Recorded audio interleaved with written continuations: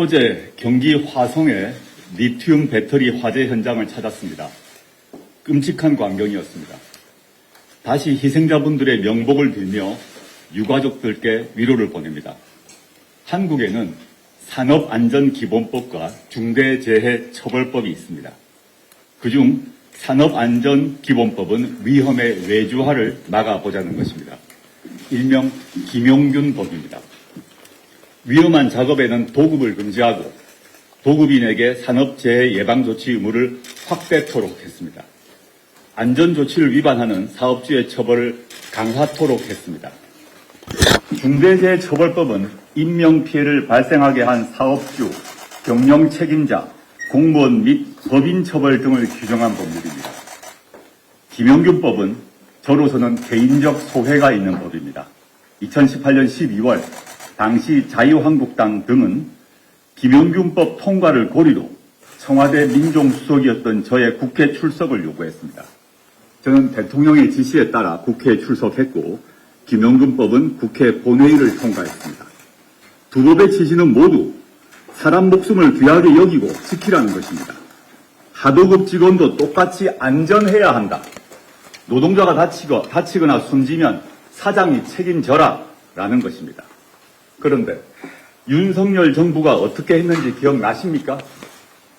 올 1월 50인 미만에는 중대재해처벌법을 2년 유예하도록 법을 고쳐달라고 국회에 요구했습니다. 앞서 윤 대통령은 2022년 6월 22일 원전산업 간담회에서는 지금 원전업계는 전시다.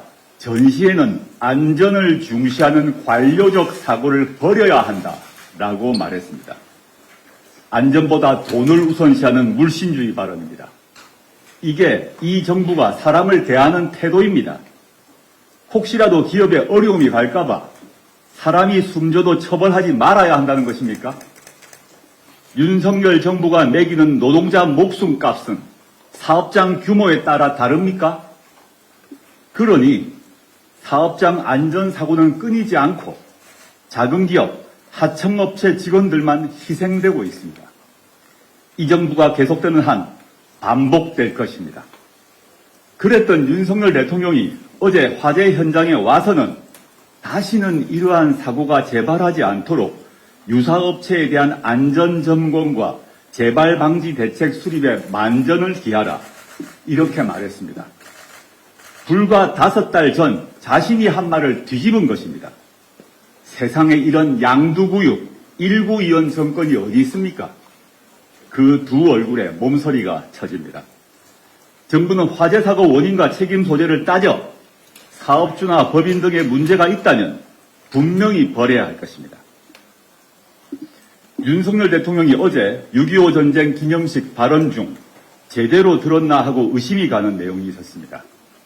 주민들의 참혹한 삶을 외면하고 동포 인권을 잔인하게 탄압하며 정권의 안위에만 골몰하고 있다. 이렇게 북한을 비판했습니다. 주민들의 참혹한 삶, 인권 탄압, 정권의 안위에만 골몰, 이거 고해성사 아닙니까?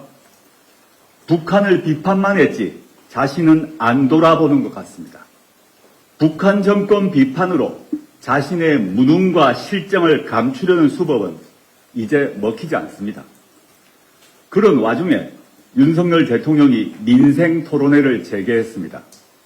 총선 선거운동 기간에 전국을 돌며 무려 1,000조가 넘는 예산이 드는 공약을 남발했습니다.